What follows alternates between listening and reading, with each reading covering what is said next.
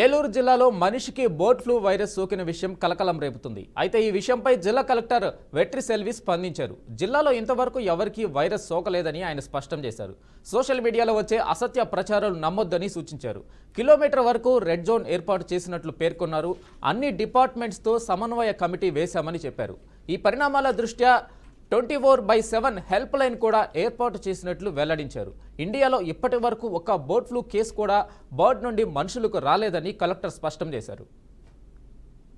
సాయంత్రం వచ్చిన రిపోర్ట్ ప్రకారం ఆ పోల్ట్రీలో ఈ ఇన్ఫెక్షన్ పాజిటివ్ గా వచ్చింది కాబట్టి there is SOP to be followed.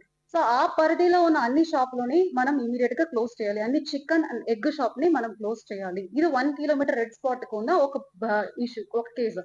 తర్వాత అక్కడ చెక్ పోస్ట్ ఒకటి క్రియేట్ చేసుకొని ఎలాంటి పోల్ట్రీ అండ్ ఎగ్ సంబంధించిన ఐటమ్ ఇన్వర్డ్ అవుట్వర్డ్ లేకుండా మనం చూసుకోవాలి.